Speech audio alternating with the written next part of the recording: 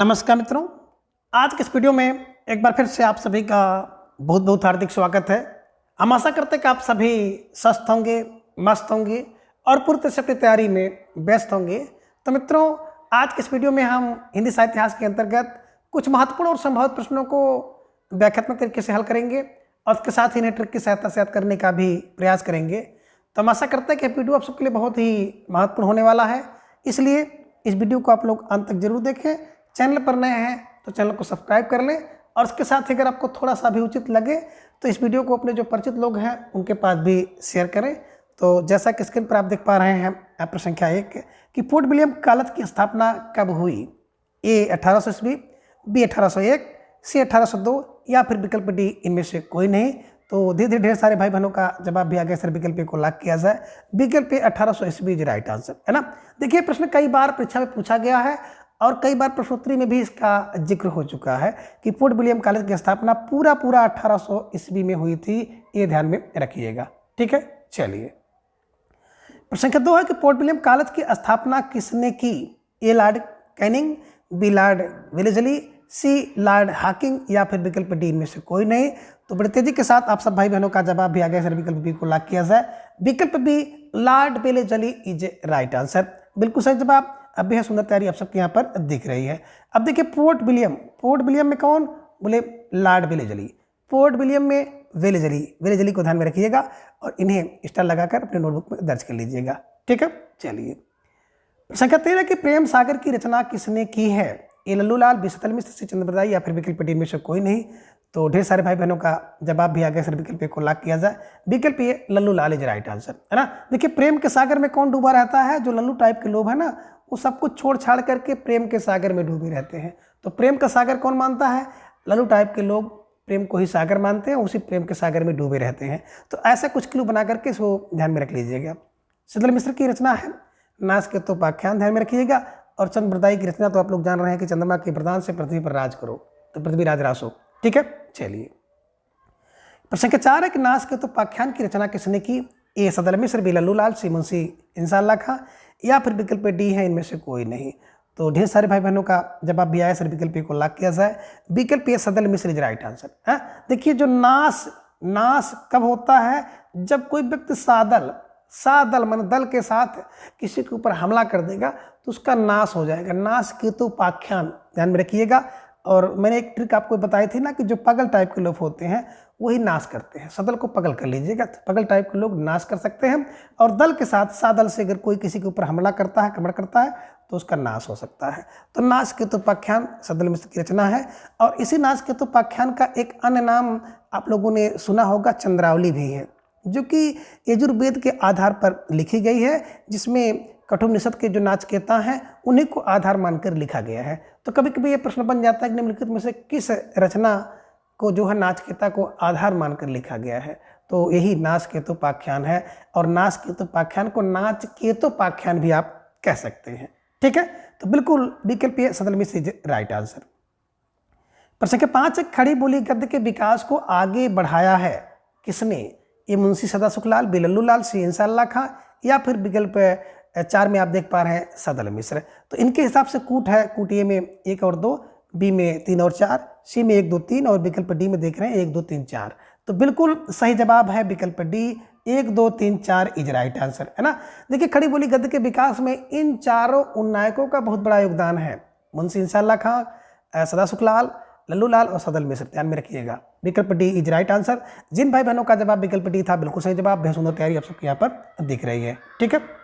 अब प्रश्न संख्या 6 है कि भाषा योग वशिष्ठ के रचनाकार का नाम क्या है? ये राम स्नेही, बी राम प्रसाद निरंजनी, सी लल्लूलाल या फिर विकल्प डी में से कोई नहीं। तो ढेर सारे भाई बहनों का जवाब भी आगे। सर विकल्प को लॉक किया जाए, भाषा योग वशिष्ठ है ना, तो भैया निरंजनी होता है। तो भाषा का योग मिल जाए तो निरंजनी होता है। तो भाषा योग वशिष्ठ निरंजनी यानी कि राम प्रसाद निरंजन जी की रचना है, ध्यान में रख लीजिएगा, ठीक है। चलिए, प्रश्न संख्या 7 है कि रानी केतकी की कहानी के लेखक कौन है? ए इंसाल्लाह अहमद, बी इंसाल्लाह खां, सी इंसा खां या फिर विकल्प डी उपयुक्त में से कोई नहीं। अब जवाब आपको देना है और इस प्रश्न में आपको भटकाने का प्रयास किया गया है। तो निश्चित रूप से इस तरह से एकाध प्रश्न ऐसे होते हैं जो कि परीक्षा में आपको भटकाने का काम करते हैं, मिलते जुलते लेखक होते हैं। तो बिल्कुल आप सब सही जवाब दिए कि सर विकल्प बी को लॉक किया जाए। विकल्प B Insha Allah Khan is right answer. मैं हमेशा इंसा रानी कहता हूँ, इंसा रानी माने इंसा अल्लाह खां का रानी केतकी की कहानी है। और इसी रानी केतकी की कहानी का एक अन्य नाम है उदयभान चरित्र, ये भी आप ध्यान में रख लीजिएगा। ठीक है, तो इसका एक अन्य नाम उदयभान चरित्र भी है, ये ध्यान में आप रखिएगा।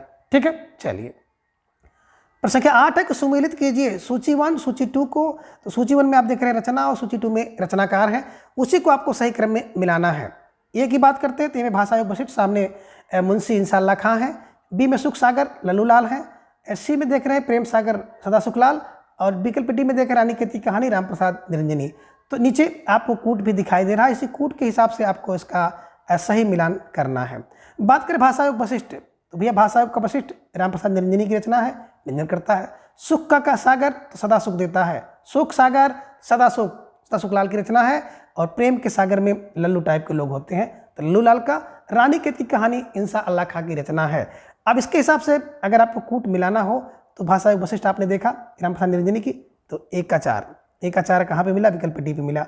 और बी का आपने देखा 3, सी का आपने देखा 2 और डी का आपने देखा 1। तो जिन भाई बहनों का जवाब विकल्प डी था, बिल्कुल सही जवाब और बेहद सुंदर तैयारी आप सबके यहाँ पर दिख रही है, निश्चित रूप से आप सब बधाई के पात्र हैं। ठीक है, चलिए प्रश्न संख्या 9 है कि सुमेलित कीजिए सूची 1 में रचना और सूची 2 में रचनाकार है, उसी को आपको सही क्रम में मिलाना है। एक ही बात करते हैं तो नाचकेत उपाख्यान, सामने सरदाराम फुल्लरी, इतिहास तिमिर नाशक सदल मिश्र, सत्याकृत प्रवाह राजा शिव प्रसाद सितारे हिंद सामने है। और डी में भागवती की बात करते हैं तो सामने सरदाराम फुल्लरी है। अब इसको अगर मिलाएंगे तो थोड़ा सा आप कूट देख लीजिए, कूट नीचे है, अब ये कूट आपके सामने आ गया है। तो पहले आप इस रचना को मिलाने का प्रयास करें। देखिए बात करते हैं ना, तो सबसे पहले आपने देखा कि नाश के उपाख्यान, नाश करता है कौन, जो सदल टाइप का व्यक्ति होगा, तो बिल्कुल 1 का 2 है ना। इतिहास तिमिर नाशक राजा करते हैं, तो राजा शिव इतिहास का तिमिर नाश करते हैं, 2 और 1 आपको मिल गया, 2 और 1। सत्याकृत प्रवाह, तो भैया श्रद्धा से सत्याकृत प्रवाह होता है और श्रद्धा से भाग्य भी होती है, तो आपने देखा 2 1। फिर आप 1 सी का 1 कर सकते हैं, ध्यान में रखिएगा कि बिल्कुल 4 3, इसके बाद 2 और 1 कर सकते हैं, और 1 और 2 भी कर सकते हैं। तो इसको आप इसको मिलाएं, चाहे इसको आप मिलाएं। तो सरदाराम फुल्लरी की 2 रचनाएं हैं, सत्याकृत प्रवाह, चाहे इसको पहले से मिला दें या फिर भागवती सरदाराम फुल्लरी से मिला दें, तो ये ध्यान में रखिएगा। और विकल्प की तरफ अगर हम लोग चलेंगे तो बिल्कुल आप विकल्प को भी देख सकते हैं कूट के हिसाब से, है ना। तो कूट के हिसाब से भी आपको मिल गया, 1 का 2, 2 का 3, विकल्प डी है ना, इज राइट आंसर। प्रश्न संख्या आप यहाँ पे देखेंगे अगर प्रश्न संख्या 10 को कि भागवती किसकी रचना है ना। ये सदल मिश्र बी लल्लू लाल, सी की बात अगर करें तो सरदाराम फुल्लरी, और विकल्प डी की बात करते हैं तो इनमें से कोई नहीं। तो ढेर सारे भाई बहनों का जवाब आ गया कि श्रद्धा से भाग बनती है। अगर किसी व्यक्ति के अंदर फुल श्रद्धा हो तो उसकी भाग बन जाती है, ये ध्यान में रखिएगा। भागवती सरदाराम फुल्लरी की रचना है, ठीक है। और सरदाराम फुल्लरी की एक बड़ी सुंदर पंक्ति है, ओम जय जगदीश हरे, है ना। जब किसी व्यक्ति के अंदर फुल श्रद्धा हो जाती है तो यही गाता है कि ओम जय जगदीश हरे, ये ध्यान में रखिएगा। और यही सरदाराम फुल्लरी हैं जिनके विषय में आचार्य रामचंद्र शुक्ल जी ने कहा है कि अपने समय के सच्चे हितैषी और सिद्धास्त लेखक हैं। कौन? सरदाराम फुल्लरी, ये ध्यान में आप रख लीजिएगा, ठीक है। चलिए प्रश्न संख्या 11 कि सम्मिलित कीजिए सूची 1 सूची 2 को। तो सूची 1 में आप देख रहे हैं कि कुछ संस्थाएं हैं और सूची 2 में उसके संस्थापक हैं। एक ही बात करें तो ए में ब्रह्म समाज, सामने राजा राम मोहन राय, बी में तत्वबोधिनी सभा ज्योतिबा फूले का, सी में बालिका विद्यालय देवेंद्र ठाकुर, और डी में प्रार्थना समाज केशव चंद्र सेन का है। अब इसी को सही क्रम में आपको मिलाना है। तो सही क्रम में कैसे आप मिलाएंगे? देखिए ब्रह्म समाज की बात करते हैं तो हर व्यक्ति जानता है कि राजा राम मोहन राय ने किया है। कब? 1828 में। दूसरा आपने देखा तत्वबोधिनी सभा देवेंद्र की है, बालिका विद्यालय ज्योतिबा फूले का है, और प्रार्थना समाज प्रार्थना केशव की करते हैं तो केशव चंद्रसेन के सहयोग से, है ना। ध्यान में रखिएगा, महादेव गोविंद रानडे आदि लोगों ने किया था। तो फिलहाल यहाँ पे विकल्प डी में आप देख पा रहे हैं 4 हैं। तो इसको अगर मिलाया जाए तो ए का 1 है और ए का 1 आपको मिल गया, बी का 3, सी का 2 और डी का 4। तो जिन भाई बहनों ने विकल्प बी का चुनाव किया था बिल्कुल सही जवाब और बेहद सुंदर तैयारी आप सबके यहाँ पर दिख रही है। ठीक है, चलिए प्रश्न संख्या 12 सम्मिलित कीजिए। सूची 1 को सूची 2 के साथ सम्मिलित करना है। अब बात करें सूची 1 में तो आप देख रहे हैं कि ब्रह्म समाज सामने 1828, बी में देख रहे हैं कि रामकृष्ण मिशन 1896, सी में देख रहे हैं तत्वबोधिनी सभा 1839 और विकल्प डी में प्रार्थना समाज 1867। अब इसको अगर कोड के हिसाब से सही क्रम में मिलाना हो तो कैसे आप मिलाएंगे? और बिल्कुल ढेर सारे भाई बहनों ने सही जवाब भी दे दिया। अक्सर विकल्प डी को लॉक किया जाए। 1 2 3 4 इज राइट आंसर, है ना। देखिए बात करते ब्रह्म समाज, तो ब्रह्म कितने, मैं आपको हमेशा बताता हूँ 2 ठे हैं, 2 और 8 28, है ना। रामकृष्ण का मिशन है भैया, रामकृष्ण का मिशन है 96 का, 96 पाना, 96% लाना रामकृष्ण का मिशन है, ये ध्यान में रख लीजिएगा। रामकृष्ण मिशन 1896 में। और तत्वबोधिनी सभा, तत्व का बोध करने के लिए तीनों जरूरी है, तीनों तन मन धन तीनों से तब आप तत्व का बोध कर पाएंगे। और प्रार्थना शुरू हो जाती है सुबह 6-7 बजे, ये ध्यान में आप रखिएगा। अब इसके जो संस्थापकों को लेकर भी आपकी परीक्षा में प्रश्न पूछा जा सकता है। तो ब्रह्म समाज की स्थापना 2 ब्रह्म है, और जो ब्रह्म होता है ना वो बिल्कुल राजा का मोहन होता है, राजा मोहन राय, राजा को भी मोह लेता है ब्रह्म, तो राजा राम मोहन राय, है ना। रामकृष्ण मिशन, देखिए मिशन जो होता है ना वो 96 का है, और मिशन के लिए विवेक चाहिए। अगर कोई मिशन आपको करना है तो विवेक चाहिए, तो विवेक भाव विवेकानंद को ध्यान में रख लीजिएगा। और तत्वबोधिनी सभा, किसी भी प्रकार के तत्व की आपको बोध अगर करना हो तो तत्वबोध के लिए देवेंद्र चाहिए, ध्यान में रख लीजिएगा। ठीक है, देवेंद्र। और तत्व का बोध देवेंद्र से होता है, और तीनों चाहिए तनमंधन, है ना। और प्रार्थना समाज की बात करते हैं तो समाज में प्रार्थना कब होती है? बोले 6-7 बजे प्रार्थना हो जाती है। इन्हीं की 6-7 का मतलब 1867 में। और प्रार्थना किसकी होती है? केशव की होती है। इन्हीं की केशव चंद्र सेन के सहयोग से रानाडे ने, आत्माराम ने और देवेंद्र नाथ ने किया है। ये भी आप ध्यान में रखिएगा। तो फिलहाल आपका जो जवाब था विकल्प डी 1 2 3 4 इज राइट आंसर। ठीक है, चलिए प्रश्न संख्या 13 कि थियोसॉफिकल सोसाइटी की स्थापना कब हुई? ये 1880, बी 1881, सी 82 या फिर विकल्प डी 1885। तो ढेर सारे भाई बहनों का जवाब भी आ गया कि 1882 इज राइट आंसर, है ना। देखिए बात करते हैं थियोसॉफिकल सोसाइटी की स्थापना श्रीमती एनी बेसेंट जी ने किया था। कब किया? 82 में, 82। ठीक है ना। सोसाइटी देखिए 82 होंगी, है ना, 82। प्रश्न संख्या 14 है कि विश्व भारती की स्थापना किसने की? ये कह रहे हैं कि देवेंद्र नाथ टैगोर ने, बी रविन्द्रनाथ टैगोर ने, सी सत्येंद्रनाथ टैगोर ने, या फिर विकल्प डी में से कोई नहीं। तो ढेर सारे भाई बहनों का जवाब भी आ गया कि विश्व भारती की स्थापना रविन्द्रनाथ टैगोर ने किया, 1912 में किया, है ना। तो विश्व भारती की स्थापना बार होती है, और करते कौन है? टैगोर जी करते हैं। तो ये आप ध्यान में रख लीजिएगा। ठीक है, चलिए प्रश्न संख्या 15 वेरी मोस्ट इंपॉर्टेंट प्रश्न आपके स्क्रीन पर है, और इस प्रश्न के माध्यम से आपको 4 प्रश्नों को सही करना होगा। असत्य कथन चुने। ये कह रहे कि अभिनव भारत संस्था की स्थापना बी डी सावरकर ने की, यह सत्य है। या फिर बी आर्य समाज की स्थापना 1875 में हुई, ये असंगत है। सी हिंदू महासभा की स्थापना दयानंद सरस्वती ने की, यह संगत है। या फिर विकल्प डी इंडियन सोशल कॉन्फ्रेंस की स्थापना 1887 में हुई, यह संगत है।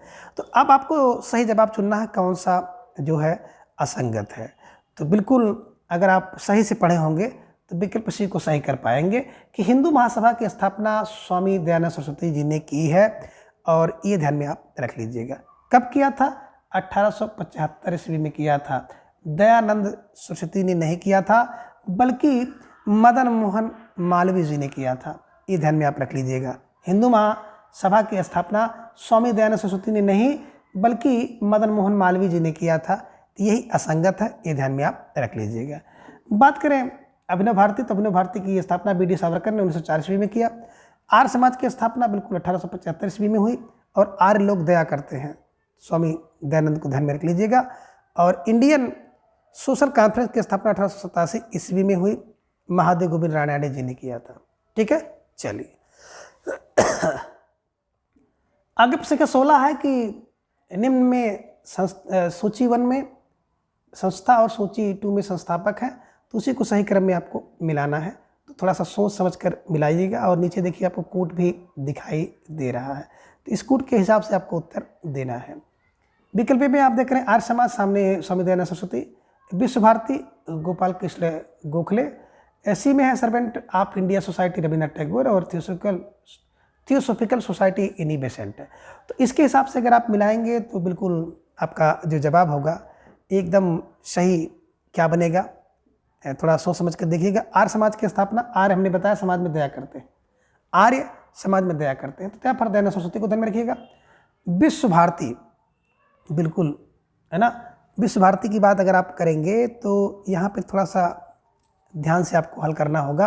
विश्व भारती की बात आते ही आपके दिमाग में तीसरे पे आना चाहिए, रविन्द्रनाथ टैगोर है ना। विश्व भारती हैं 1912 में है ना। सर्वेंट गोपाल कृष्ण गोखले, गोपाल है ना, गो को कौन पालता है, तो गो को पाल करने वाला सर्वेंट होता है। तो सर्वेंट ऑफ इंडिया ध्यान में रख लीजिएगा, servant of Indian society, servant of Indian society Gopal Krishna Gokhale, Gopal Krishna Gokhale, और theosophical society Annie Besant, theosophical Annie कोई है ना। कह रहे कि थियोसॉफिकल सोसाइटी किसकी है, तो एनी की है, any how anybody Annie Besant, तो ध्यान में रख लीजिएगा। तो आपने देखा कि ए का 1 और डी का 4, तो ए का 1 और डी का 4 यहाँ पे विकल्प डी में आपको सही सही दिखाई दे रहा है। विश्व भारती रविन्द्रनाथ टैगोर 3 की है, और गोपाल कृष्ण गोखले का सर्वेंट ऑफ है ना इंडियन सोसाइटी है, तो ध्यान में रखिएगा। और विकल्प डी जिन भाई बहनों का जवाब था बिल्कुल सही जवाब। अब बेहद सुंदर तैयारी आप सबके यहाँ पर दिख रही है, ठीक है। चलिए प्रश्न संख्या 17 है कि सुमेलित कीजिए, सूची 1 को सूची 2 के साथ सुमेलित करना है। ए आर्य समाज 1875, बी विश्व भारती 1912, सी रामकृष्ण मिशन 1896 और हिंदू सभा 1915। तो बिल्कुल आपको अगर इसी सूची में मिलाना होगा तो बिल्कुल आप समझ चुके हैं, और सूची में कहीं से कुछ नहीं करना है, बिल्कुल सब सही है। तो जिन भाई बहनों का जवाब विकल्प ये था बिल्कुल सही जवाब, और बेहद सुंदर तैयारी आप सबके यहाँ पर दिख रही है। निश्चित रूप से आप सब बधाई के पात्र हैं। बात करें आर्य समाज, तो भी आप लोग देख रहे हैं आर्य समाज में 75 हैं, और आर्य समाज लोग क्या करते हैं, दया करते हैं, तो स्वामी दयानंद द्वारा, ठीक है ना। विश्व भारती है भैया रविन्द्रनाथ टैगोर का 1912 में। रामकृष्ण मिशन 2 96 मिशन, जो क्या मिशन तो 96 है ना, और किसका मिशन के लिए विवेक चाहिए, विवेकानंद जी का। हिंदू महासभा है ना 1915 में, मदन मोहन मालवीय को ध्यान में रख लीजिएगा, ठीक है। तो जिन भाई बहनों का जो जवाब विकल्प ये था बिल्कुल सही जवाब, और बेहद सुंदर तैयारी आप सबके यहाँ पर दिख रही है। निश्चित रूप से आप सब लाख लाख बधाई के पात्र हैं। प्रश्न संख्या 18 है कि किस नेता की मान्यता थी कि हिंदी ही एकमात्र हमारी राष्ट्रभाषा हो सकती है। अब यहाँ से जो प्रश्न है थोड़ा सा हटकर प्रश्न है, तो गौर करिएगा और उसे कहीं न कहीं नोट कर लीजिएगा, है ना। किस नेता की मान्यता थी कि हिंदी ही एकमात्र हमारी राष्ट्रभाषा हो सकती है। ए बाल गंगाधर तिलक, बी पंडित मदन मोहन मालवीय, सी पुरुषोत्तम दास टंडन, या फिर विकल्प डी महात्मा गांधी। तो ढेर सारे भाई बहनों का जवाब भी आ गया, सर विकल्प डी को लॉक किया जाए। विकल्प D Mahatma Gandhi is right answer, है ना। देखिए नहीं, महात्मा गांधी की मान्यता थी कि हिंदी हमारी एकमात्र राष्ट्रभाषा हो सकती है, ठीक है। चलिए प्रश्न संख्या 19 है कि किसका कथन है कि कोई भी देश तब तक उन्नति नहीं कर सकता जब तक कि इसकी कोई एक राष्ट्रभाषा ना हो। ये महात्मा गांधी, भी भगत सिंह, सी लाला लाजपत राय, या फिर विकल्प डी में से कोई नहीं। तो प्रश्न संख्या 19 का भी आप सबका जवाब आ गया, सर विकल्प को लॉक किया जाए, Mahatma Gandhi is right answer, है ना। देखिए 2 बड़े महत्वपूर्ण कथन इन्होंने कहे। पहली मान्यता इनकी थी कि एकमात्र जो हमारी राष्ट्रभाषा हिंदी हो सकती है, और दूसरी कि कोई भी देश तब तक उन्नति नहीं कर सकता है जब तक कि उसकी कोई राष्ट्रभाषा ना हो। 2 बड़ी मोस्ट इंपॉर्टेंट कथन महात्मा गांधी से संबंधित है। प्रश्न संख्या 20 है कि 1924 में के कांग्रेस अधिवेशन के हिंदी के प्रचार कार्य को कांग्रेस के कार्यक्रमों के लिए शामिल किया गया। यह अधिवेशन कहाँ हुआ था। ए बेलगांव कर्नाटक, बी महाराष्ट्र पुणे, सी सूरत गुजरात, या फिर विकल्प डी जयपुर राजस्थान। जवाब दीजिए, और ढेर सारे भाई बहनों का जवाब भी आ गया, सर विकल्प को लॉक किया जाए, Belgaum Karnataka is right answer, है ना। देखिए 1924 में कांग्रेस अधिवेशन में हिंदी, है ना, तो कर्नाटक, बेलगांव कर्नाटक में, ठीक है।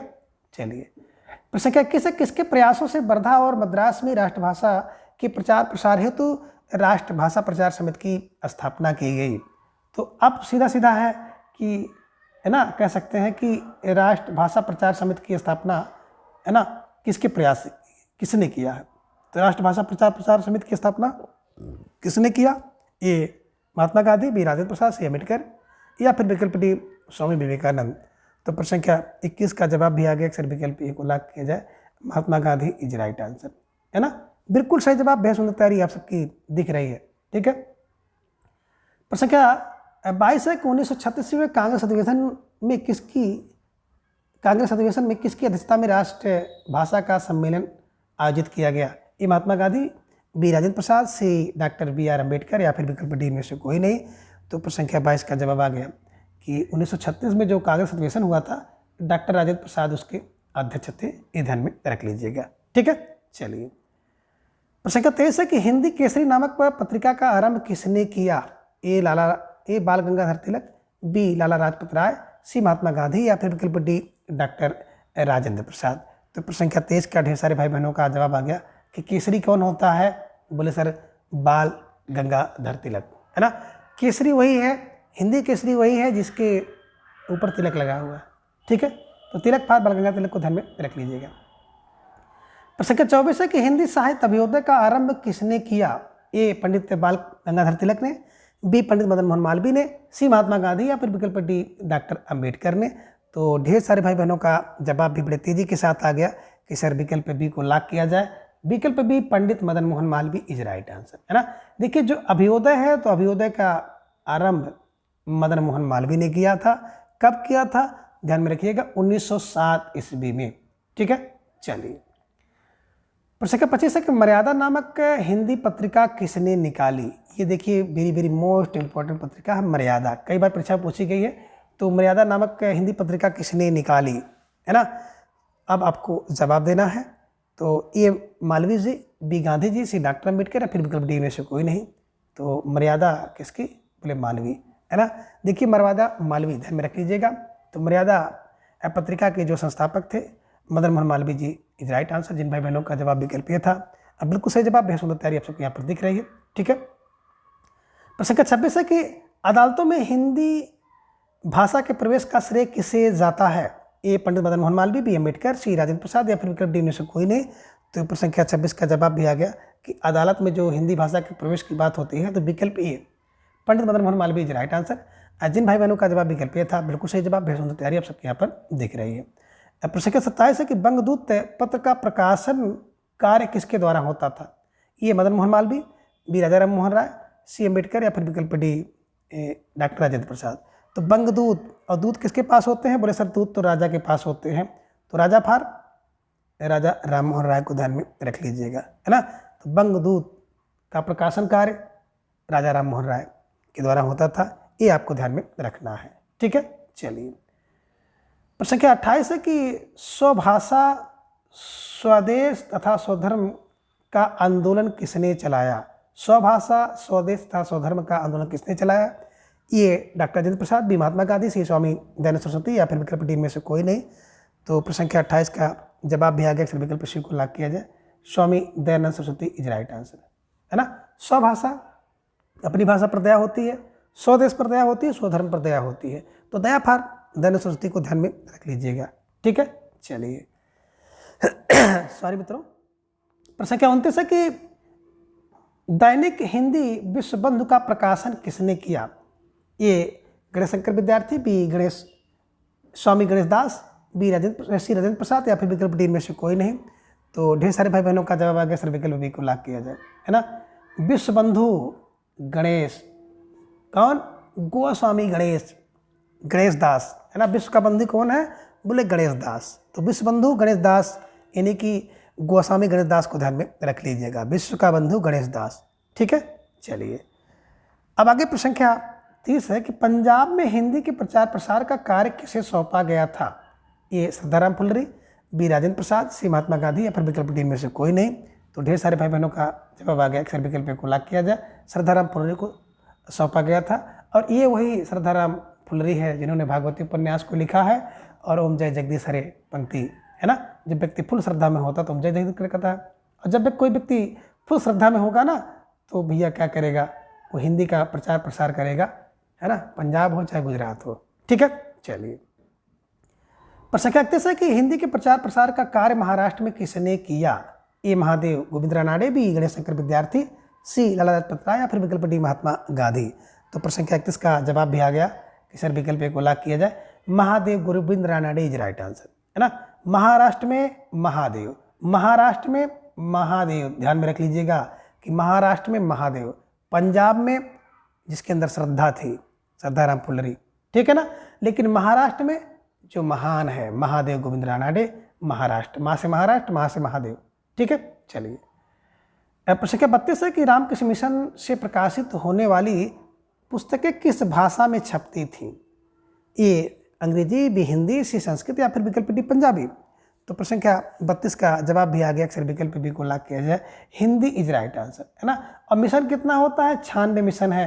1896 में रामकृष्ण मिशन की स्थापना हुई थी, हिंदी भाषा में पुस्तक छपती थी, और मिशन कौन इसके पास विवेक होगा वही मिशन, है ना, विवेकानंद जी द्वारा। ठीक है, चलिए। प्रश्न संख्या 33 है कि नागरिक प्रचारित सभा की स्थापना कब हुई? ये लीजिए प्यारा सा प्रश्न आपके स्क्रीन पे आ गया।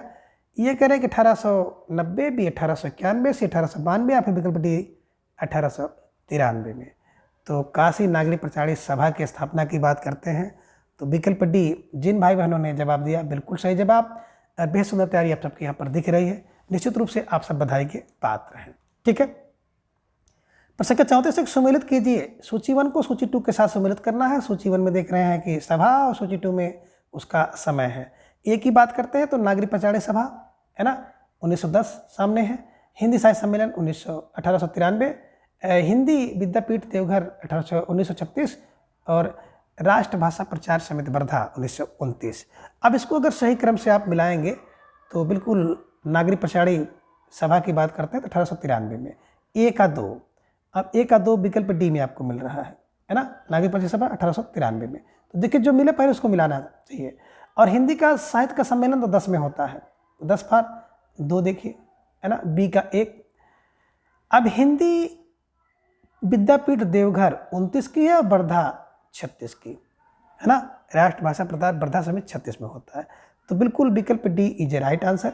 जिन भाई बहनों का जवाब विकल्प डी था, अब बिल्कुल सही जवाब और बेहद सुंदर तैयारी आप सबकी यहाँ पर दिख रही है, निश्चित रूप से आप सब बधाई के पात्र हैं। ठीक है, चलिए। प्रश्न संख्या 35 है कि बम्बई हिंदी विद्यापीठ बम्बई की स्थापना कब हुई? ए 1936, बी 1938, सी 1940 या फिर विकल्प डी 1942। तो प्रश्न संख्या 35 का जवाब भी आप सबका आ गया कि सर विकल्प बी को लॉक किया जाए। विकल्प बी 1938 इज राइट आंसर, है ना। बम्बई विद्यापीठ 38, पीठ कितनी है? 38 है, ध्यान में रख लीजिएगा। ठीक है, चलिए। प्रश्न संख्या 36 है कि निम्न में से कौन सा एक सुमेलित नहीं है, यानी कि सही नहीं है। ये की बात करते हैं तो विकल्प में है कि बिहार राष्ट्रभाषा परिषद पटना की स्थापना 1947 में हुई। बी केंद्रीय हिंदी निदेशालय मानव संसाधन विकास मंत्रालय के अधीन है। सी देवनागरी लिपि परिषद पुणे में स्थित है। या फिर विकल्प डी है कि राष्ट्र सभा की स्थापना 1945 में पुणे में हुई थी। ये असंगत है। तो अब आपको जवाब देना है और धीरे धीरे ढेर सारे भाई बहनों का जवाब भी आ गया कि सर प्रश्न संख्या 36 का जो विकल्प सी है ना, पुणे इज राइट आंसर, है ना। देखिए जो नागरी लिपि सुधार परिषद पुणे में है ये गलत है, ये ध्यान में रखिएगा। तो जिन भाई बहनों का जवाब विकल्प सी था बिल्कुल सही जवाब, बेहद सुंदर तैयारी आप सबके यहाँ पर दिख रही है। ठीक है, चलिए। प्रश्न संख्या 37 है कि सूची 1 को सूची 2 के साथ सुमेलित करना है। सूची 1 में आप देख रहे हैं समाचार पत्र है और सूची 2 में उसका समय है। ए में उदंत मार्तंड 1826, बी में आप देख रहे हैं प्रजामित्र 1834, सी में प्रजाहितैषी 1873 और हरिश्चंद्र मैगजीन 1860। तो इसको अगर आप मिलाएंगे तो बिल्कुल आपका ए का 1 तो मिल जाएगा, है ना, बी का 2 मिल जाएगा। 1, 2 तो बिल्कुल सही है। प्रजाहितैषी कौन होता है? अब आपको यहाँ पे थोड़ा सा दिमाग लगाना होगा। तो प्रजाहितैषी 1860 में और हरिश्चंद्र मैगजीन 1873 में, है ना। तो सी का 4 और डी का 3, विकल्प सी इज राइट आंसर, है ना। जिन भाई बहनों ने विकल्प सी का चुनाव किया था तो बिल्कुल सही जवाब, बेहद सुंदर तैयारी आप सबके यहाँ पर दिख रही है। ठीक है, चलिए। सॉरी मित्रों। प्रश्न संख्या 38 है उदंत मार्तंड का प्रकाशन कहाँ से होता था? उदंत मार्तंड का प्रकाशन कहाँ से होता था? ये कलकत्ता, बी मद्रास, सी मुंबई या फिर विकल्प डी दिल्ली से होता है। तो ढेर सारे भाई बहनों का जवाब आगे सर विकल्प को लॉक किया जाए, उदंत मार्तंड कलकत्ता से। ठीक है, चलिए। प्रश्न संख्या 39 से सुमेलित कीजिए। सूची 1 को सूची 2 के साथ आपको मिलाना है। सूची 1 में आप देख रहे हैं ये हिंदी प्रदीप, ये प्रयाग, बच्चन सुधा बनारस, प्रताप कानपुर और समालोचक जयपुर। तो बिल्कुल 1, 2, 3, 4 जिस विकल्प में आप देख लीजिए उसी को सही करिए और आपका जवाब भी आगे सर विकल्प को लॉक किया जाए। 1 2 3 4 इज राइट आंसर। हिंदी प्रतीप प्रयाग से होती थी बालकृष्ण भट्ट द्वारा। कब बचन सुधा, बिल्कुल आप ध्यान में रख लीजिएगा, बनारस से भारती धीरचंद द्वारा। प्रताप, बिल्कुल कानपुर से प्रताप ब्राह्मण, है ना, ये ध्यान में रख लीजिएगा।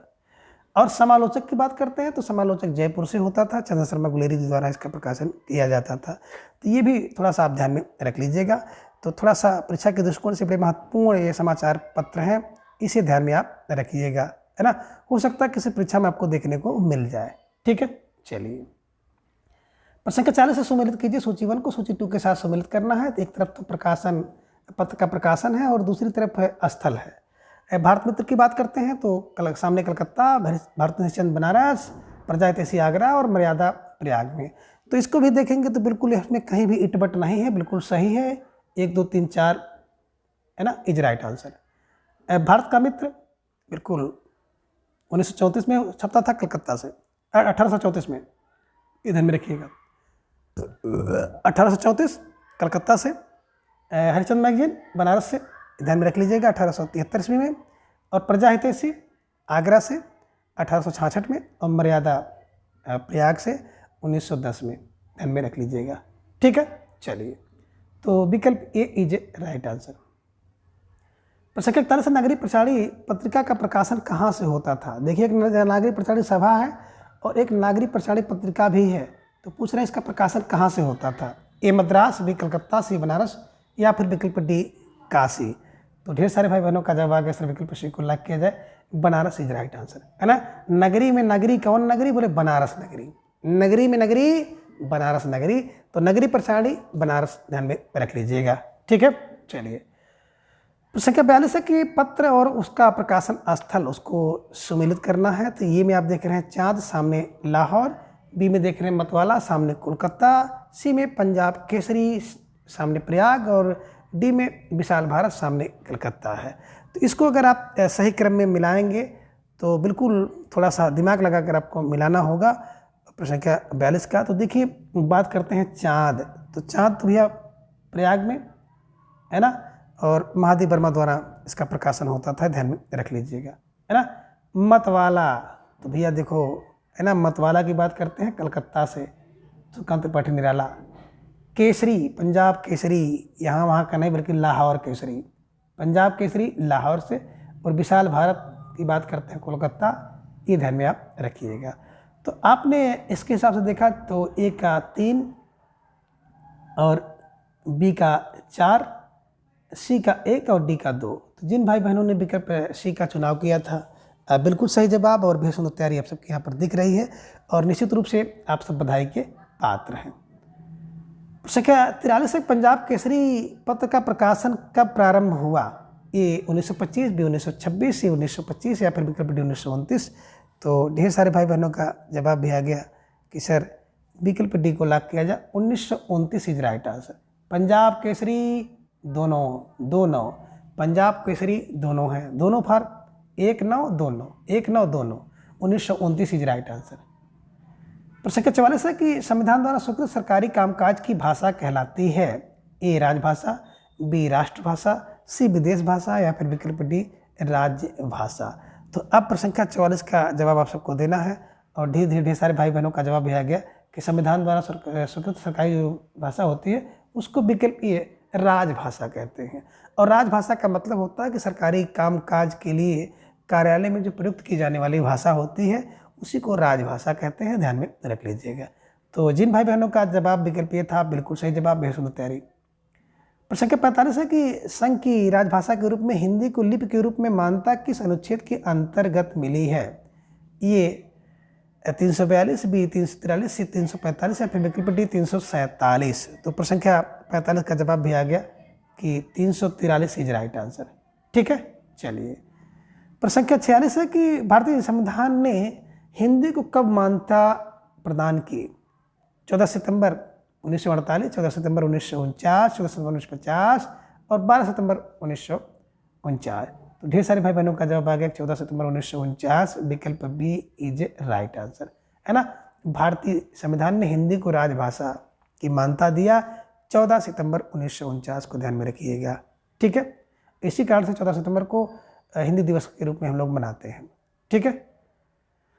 प्रश्न संख्या 47 है कि प्रतिवर्ष हिंदी दिवस कब मनाया जाता है। देखिए प्रश्न भी आ गया, ए 10 सितंबर, बी 12 सितंबर, सी 14 सितंबर या फिर विकल्प डी 15 सितंबर। तो ढेर सारे भाई बहनों का जवाब आ गया, फिर विकल्प सी को लॉक किया जाए। विकल्प सी 14 सितंबर इज राइट आंसर। प्रश्न संख्या 48 है कि किस अनुच्छेद के अनुसार संसद का कार्य हिंदी या अंग्रेजी में होगा। ए अनुच्छेद 120, बी अनुच्छेद 125, सी अनुच्छेद 130 या फिर विकल्प डी अनुच्छेद 131। तो भैया 120 इज राइट आंसर, है ना। संसद में हिंदी अंग्रेजी के 120 मिलेंगे, संसद में 120, हिंदी अंग्रेजी के कहे संसद में हिंदी अंग्रेजी के 120 मिलेंगे, ध्यान में रख लीजिएगा, ठीक है। चलिए प्रश्न संख्या 49 है किस अनुच्छेद के अनुसार प्रांतों या राज्य विधानमंडलों का कार्य राज्य की भाषा में या हिंदी अथवा अंग्रेजी में। तो राज्य की भाषा या हिंदी अथवा अंग्रेजी में विधानमंडल की बात आ गई, तो ये अनुच्छेद 201 या फिर भी अनुच्छेद 120, सी अनुच्छेद 210 या फिर विकल्प डी अनुच्छेद 102। तो 120 संसद में देखा और 210 अनुच्छेद 210 यानी कि विकल्प सी इज राइट आंसर, है ना। विधानमंडल का कार्य राजभाषा में या हिंदी भाषा में हो तो अनुच्छेद 210 कहता है, ठीक है। चलिए प्रश्न संख्या 50 है कि राज्य भाषा का प्राविधान संविधान के किस अनुच्छेद में है। ये 343 से 350, बी 343 से 351, सी 342 से 352 या फिर विकल्प डी में से कोई नहीं। तो ढेर सारे भाई बहनों का जवाब आ गया कि 343 से 351 इज राइट आंसर। और जब भी राजभाषा की बात आए और भारतीय संविधान की स्थिति की बात आए तो कुछ चीज़ों को आपको ध्यान में रखना होगा, है ना। अनुसूची 8, संविधान का भाग 17वां, अनुच्छेद 343 से 391 में कुल कितनी भाषाएं हैं, 22 भाषाएं हैं। तो इन चीज़ों को आपको ध्यान में रखना होगा। और जिन भाई बहनों का जवाब विकल्प बी था, बिल्कुल सही जवाब, बेहद सुंदर तैयारी आप सबके यहाँ पर दिख रही है, ठीक है। चलिए प्रश्न संख्या 51 है कि किस अनुच्छेद में वर्णित है कि किसी राज्य का विधानमंडल विधि द्वारा उस राज्य प्रयुक्त होने वाली या किन्हीं अन्य भाषाओं को या हिंदी को शासकीय प्रयोजनों के लिए स्वीकार करेगा और ऐसा नहीं होने पर अंग्रेजी का प्रयोग यथावत रहेगा। अब हिंदी ना है तो यथावत अंग्रेजी रहेगी, है ना। किस अनुच्छेद में है, प्रश्न संख्या 51। और ढेर सारे भाई बहनों का जवाब यहाँ पे अपेक्षित है। ये 342, बी 344 से 345 या फिर विकल्प डी, है ना, अनुच्छेद 348। देखिए कह रहे किस अनुच्छेद में वर्णित है कि राज्य का विधानमंडल विधि द्वारा उस प्रयुक्त की जाने वाली भाषाओं को या हिंदी शासकीय प्रयोजनों को स्वीकार करेगा और ऐसा ना होने पर यथावत प्रयोग करेगा। तो बिल्कुल अनुच्छेद 345, 345 इज राइट आंसर। 345, है ना, अनुच्छेद 345 में ऐसा कहा गया है। प्रश्न संख्या 52 है कि किस अनुच्छेद में वर्णित है कि यदि किसी राज्य की जनसंख्या का एक बड़ा भाग चाहता है कि उसके द्वारा बोली जाने वाली भाषा को उस राज्य में मान्यता दी जाए, इस निमित्त से मांग की जाए तो राष्ट्रपति यह निर्देश दे सकेगा कि ऐसी भाषा को उस राज्य की सर्वत्र या उससे किसी भाग में ऐसे प्रयोजन के लिए वह निर्दिष्ट करे शासकीय मान्यता दी जाए। अनुच्छेद 341 में, अनुच्छेद 342 में, अनुच्छेद 345 में या अनुच्छेद 347 में। तो प्रश्न संख्या 52 का जवाब भी आ गया सर, विकल्प डी को लॉक किया जाए। 347 इज राइट आंसर, है ना। जहाँ पे जनसंख्या की बात आ जाए, अगर जनसंख्या चाहती है तो 47, 347 इज राइट आंसर, ठीक है। अनुच्छेद 347 इज राइट आंसर। प्रश्न संख्या 53 है कि किस अनुच्छेद में वर्णित है कि जब संसद विधि द्वारा उपबंध करे तब उच्चतम न्यायालय तथा प्रत्येक उच्च न्यायालय में सब तरह की कार्रवाई अंग्रेजी भाषा में होगी। संसद के प्रत्येक सदन या राज्य के विधानमंडल के किसी सदन में विधेयकों, अधिनियमों, प्रस्तावों और आदेशों, नियमों, विनियमों आदि की भाषा अंग्रेजी होगी। ए 342, बी 344, सी 346 या फिर विकल्प डी 348। और ढेर सारे भाई बहनों का जवाब भी आ गया, अक्सर विकल्प डी को लॉक किया जाए। तो विकल्प डी 348 इज राइट आंसर, है ना। उच्च न्यायालय और न्यायालय की बात जब हो जाएगी 348, 348 न्यायालय और उच्च न्यायालय में जाते जाते व्यक्ति 48 चक्कर काट लेता है, ये ध्यान में रखिएगा, ठीक है ना। अभी आपने देखा कि जो विधान आपने देखा संसद की भाषा, तो संसद की भाषा की बात आती है 120 में, विधानमंडल की भाषा 210 में, राजभाषा 343, 351 में और विधानमंडल की जो शासकीय प्रयोजन वाली 345 में और जनसंख्या की बात अभी आपने देखी तो 347 में, और अभी आपने देखा न्यायालय उच्च न्यायालय की बात जब आती है तो अनुच्छेद 348। ठीक है, चलिए। प्रसंख्या 54 किस अनुच्छेद में वर्णित है कि प्रत्येक व्यक्ति किसी शिकायत को दूर करने के लिए संघ या राज्य के किसी अधिकारी या प्राधिकारी को यथास्थित संघ में या राज्य में प्रयोग होने वाली किसी भाषा में अभ्यावेदन देने का हकदार है। यह अनुच्छेद 350, भी अनुच्छेद 351 से अनुच्छेद 352 या फिर विकल्प डी में से कोई नहीं। तो प्रसंख्या 54 का जवाब भी धीरे धीरे आ गया कि सर विकल्प को लॉक किया जाए, अनुच्छेद 350 इज राइट आंसर। ठीक है, चलिए। संख्या 55 है, 8वीं अनुसूची में कौन सी भाषा नहीं है? ए बोडो, बी नेपाली, सी भोजपुरी या फिर विकल्प डी उड़िया। तो ढेर सारे भाई बहनों का जवाब भी आ गया, सर विकल्प सी को लॉक किया जाए, विकल्प सी भोजपुरी इज राइट आंसर, है ना। बात करें भोजपुरी तो भोजपुरी जो है 8वीं अनुसूची में इसको सम्मिलित नहीं किया गया है। ठीक है, चलिए। संख्या 56 है, किस संशोधन अधिनियम द्वारा वर्ष 2004 में 4 भाषाएं जोड़ी गई? 90वां संशोधन अधिनियम, 91वां संशोधन अधिनियम, 92वां संविधान संशोधन अधिनियम या फिर विकल्प डी 14वां संशोधन अधिनियम। तो धीरे धीरे ढेर सारे भाई बहनों का जवाब भी आ गया, सर विकल्प सी को लॉक किया जाए, है ना। 92वां संशोधन अधिनियम इज राइट आंसर। ठीक है, चलिए। संख्या 57 है कि 92वां संविधान संशोधन अधिनियम में कौन सी भाषाएं जोड़ी गई? ये कह रहे हैं कि बोडो, संथाली, नेपाली, डोगरी, बी बोडो, संथाली, उड़िया, डोगरी, सी है बोडो, संथाली, मैथिली और डोगरी या फिर विकल्प डी बोडो, उड़िया, कन्नड़ और मैथिली। तो मैंने आपको बताया था कि 92वां संविधान संशोधन 2003 और कहीं कहीं आपको 2004 मिल रहा तो इसको 3 कर लीजिएगा। 2003 में, है ना, जो संविधान संशोधन हुआ था उसमें 4 भाषा जोड़ी गई थी और मैंने आपको बताया था डोडो लिली, डोडो लिली विकल्प सी, डोडो, बोडो और डोगरी, लिली मैथिली और संथाली। तो डोडो लिली 4 कौन है? डोडो लिली, तो डोडो, बोडो, डोगरी, बोडो, डोगरी, संथाली और मैथिली। तो डोडो लिली ये ध्यान में रख लीजिएगा, विकल्प सी इज राइट आंसर। संख्या 58 है कि भारतीय संविधान कब लागू हुआ? ए 26 जनवरी 1949, बी 26 जनवरी 1950, सी 26 जनवरी 1947 या फिर विकल्प डी 15 अगस्त 1947। तो ढेर सारे भाई बहनों का जवाब भी आ गया, सर विकल्प बी को लॉक किया जाए, विकल्प बी 26 जनवरी 1950 इज राइट आंसर। तो संख्या 59 है कि राजभाषा आयोग की स्थापना कब हुई? आपको जवाब देना है, ए 1950, बी 1952, सी 1955 या फिर विकल्प डी 1960। तो ढेर सारे भाई बहनों का जवाब बड़े तेजी के साथ आ गया, सर विकल्प सी को लॉक किया जाए, विकल्प सी, है ना, 1955 इज राइट आंसर। तो संख्या 60 है कि विश्व में सर्वाधिक बोली जाने वाली विश्व की तीसरी सबसे बड़ी भाषा कौन सी है? ए अंग्रेजी, बी चीनी, सी हिंदी या फिर विकल्प डी फ्रेंच। तो ढेर सारे भाई बहनों का जवाब भी आ गया कि सर विकल्प सी को लॉक किया जाए, विकल्प सी हिंदी इज राइट आंसर, है ना। देखिए विश्व में सबसे ज़्यादा बोली जाने वाली तीसरी भाषा हिंदी है, ये ध्यान में रखिएगा। सबसे नंबर 1 पर कौन है? तो ये भी जान लीजिए कि सबसे नंबर 1 पर हिंदी है, फर्स्ट स्थान पे, है ना। आपका 1132 मिलियन लगभग, है ना। दूसरे स्थान पर चीन की जो भाषा मंदारिन है ना, तो 1117 मिलियन। तीसरे स्थान पे आपकी हिंदी है 615 मिलियन और चौथे स्थान पर भी आप जान लीजिए स्पेनी है ना। स्पेन की भाषा स्पेनी है जो कि 534 मिलियन है, तो ध्यान में रख लीजिएगा, है ना। तो तीसरे पर हिंदी है, पहले पर अंग्रेजी है, दूसरे पर चीनी है और चौथे पर स्पेनी है, ये ध्यान में आप रख लीजिएगा। ठीक है, चलिए। प्रश्न संख्या 61 है कि हिंदुस्तानी विभाग की स्थापना सर्वप्रथम कहाँ हुई? ए पोर्ट विलियम कॉलेज कोलकाता में, बी हिंदू कॉलेज, सी नालंदा विश्वविद्यालय या फिर विकल्प डी में से कोई नहीं। तो ढेर सारे भाई बहनों का जवाब भी आ गया, सर विकल्प को लॉक किया जाए, विकल्प A port William college Kolkata is right answer. प्रश्न संख्या 62 है कि पोर्ट विलियम कॉलेज के प्राचार्य गिलक्राइस्ट ने हिंदी को क्या नाम दिया है? ए उर्दू, बी शहरी हिंदी, सी ग्रामीण या फिर विकल्प डी इनमें से कोई नहीं। तो प्रश्न संख्या 62 का जवाब भी आ गया, अक्सर विकल्प सी को लॉक किया जाए, पोर्ट विलियम कॉलेज गिलक्राइस्ट ने हिंदी को ग्रामीण हिंदी कहा है। ठीक है, चलिए।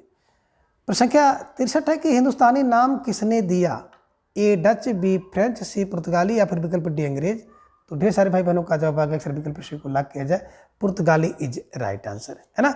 बिल्कुल सही जवाब, बेहद सुंदर तैयारी आप सबके यहाँ पर दिख रही है। निश्चित रूप से आप सब बधाई के पात्र हैं, तो इसका भी आपको ध्यान में रखना होगा।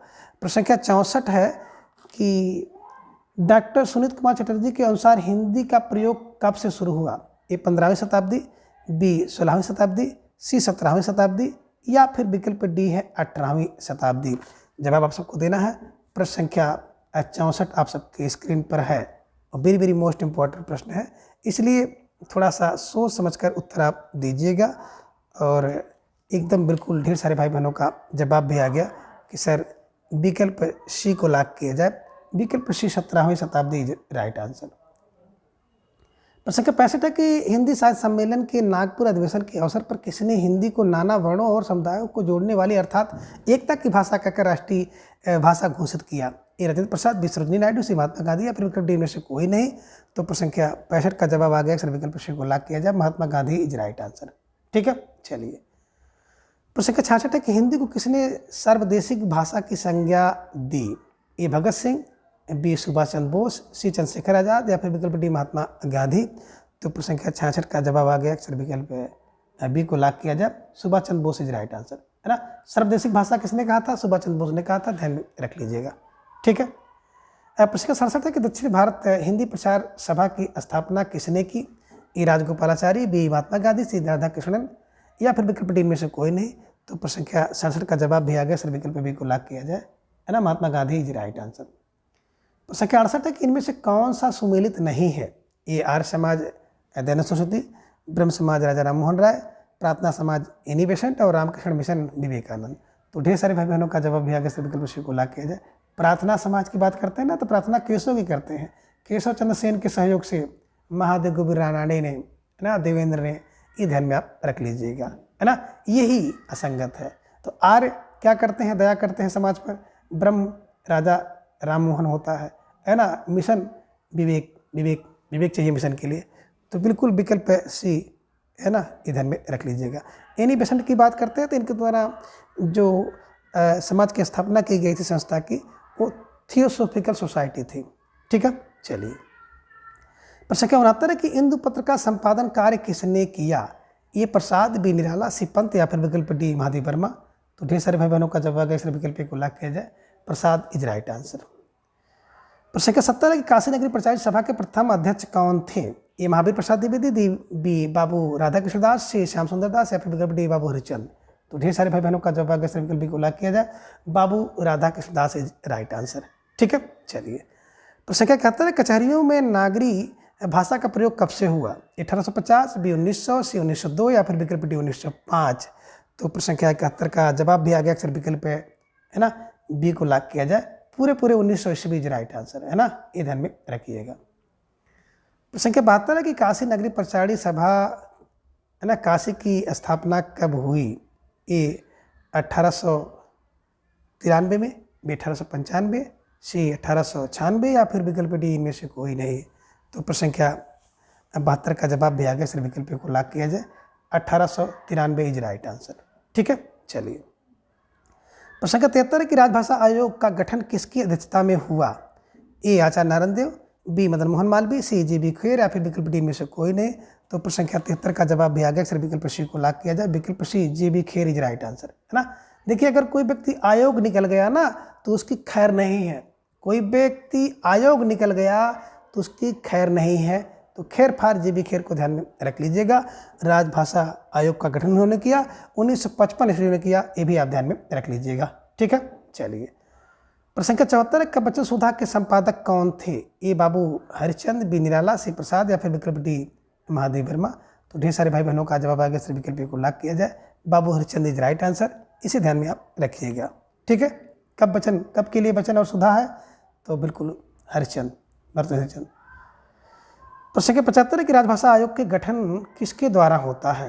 ये प्रधानमंत्री, बी शिक्षा मंत्री, सी राज्यपाल या फिर विकल्प डी राष्ट्रपति। तो सारे भाई बहनों का जवाब भी आ गया, सर विकल्प डी को लॉक किया जाए, राष्ट्रपति इज राइट आंसर। ठीक है।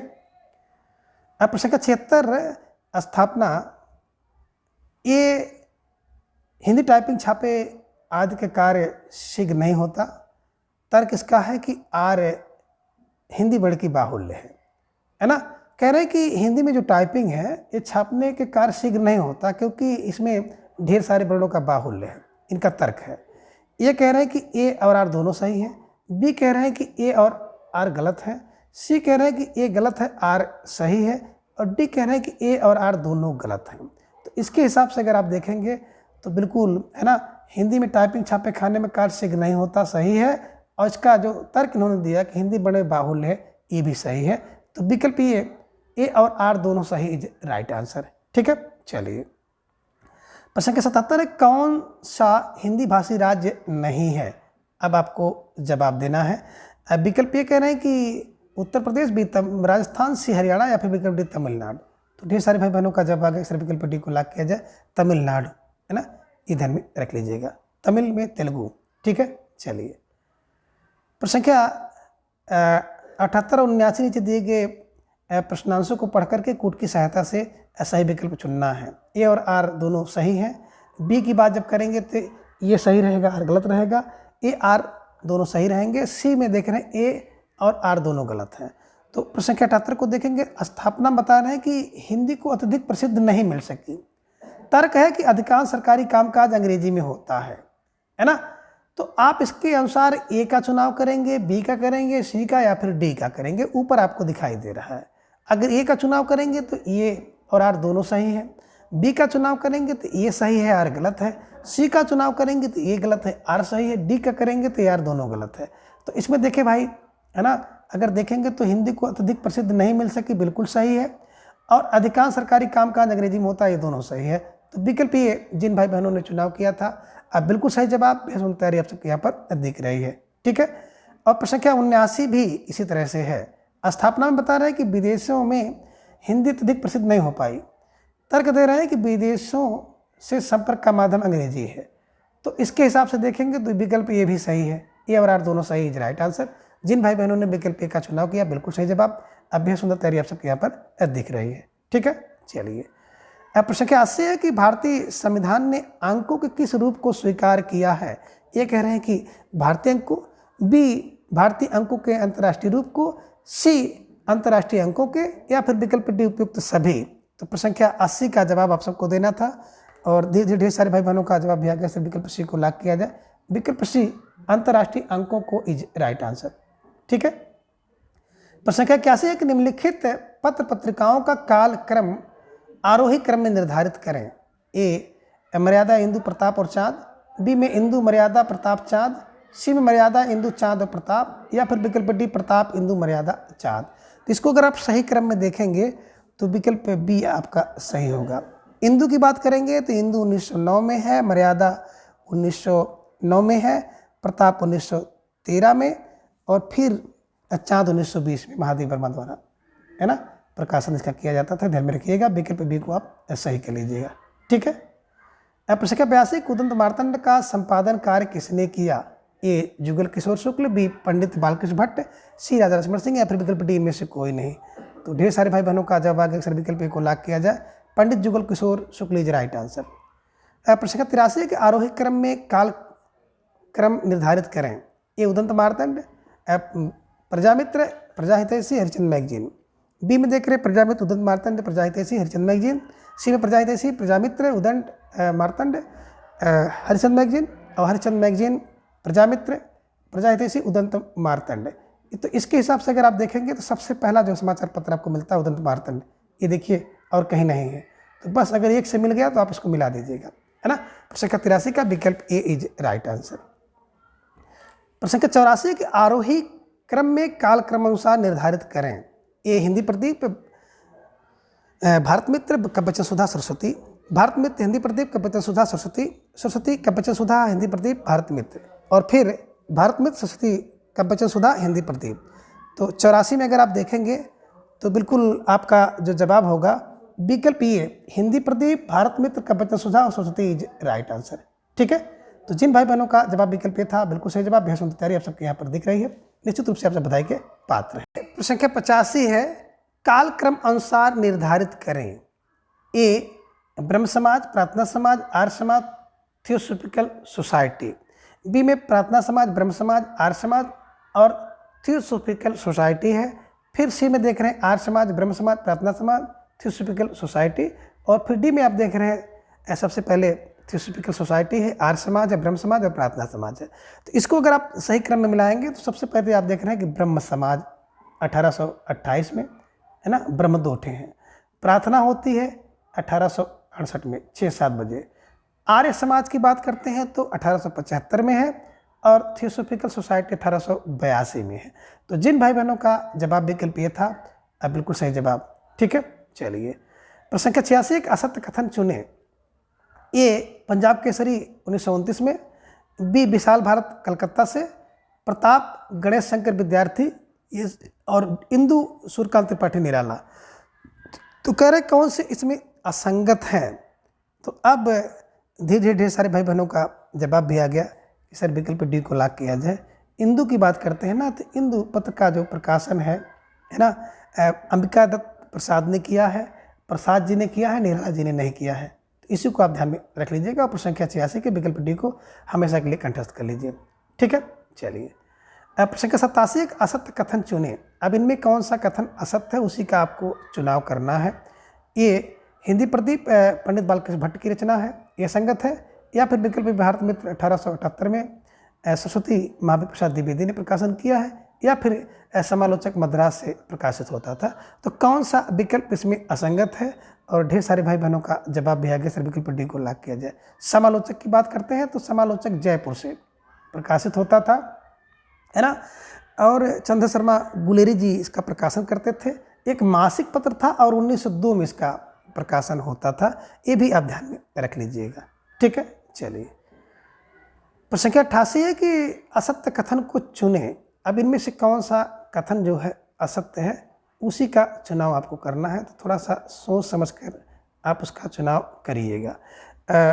यहाँ पे देख लें, मर्यादा की बात आए तो प्रयाग से, इंदु काशी से, चाँद जयपुर से, या फिर विकल्प डी मतवाला कलकत्ता से। तो कौन असंगत है।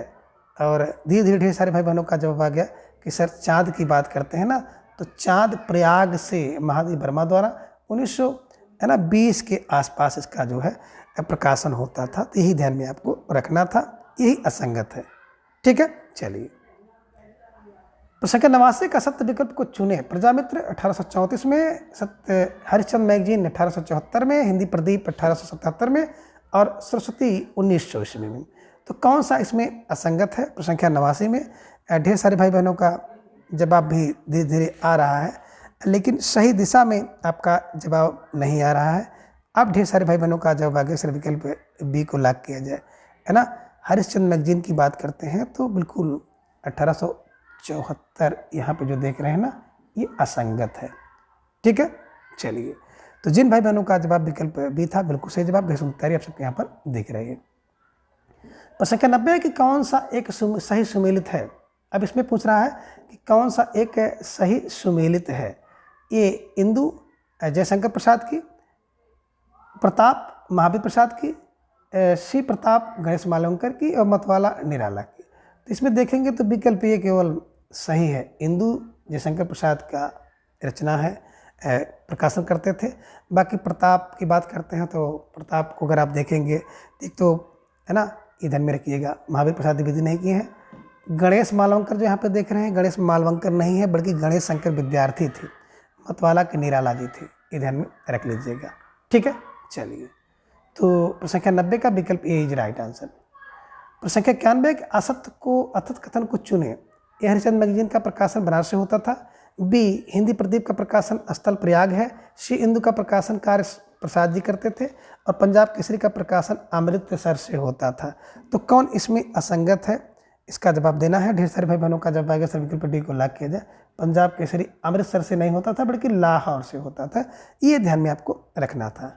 ठीक है, चलिए अब प्रश्न संख्या 92 में कि असत्य कथन को चुने। अब इनमें कौन सा कथन असत्य है उसी का चयन आपको करना है। ए में आप देख रहे हैं नगरीय पचाड़ी सभा 1893 में, यह सत्य है। या फिर विकल्प बी हिंदी साहित्य सम्मेलन प्रयाग से होता था, यह सत्य है।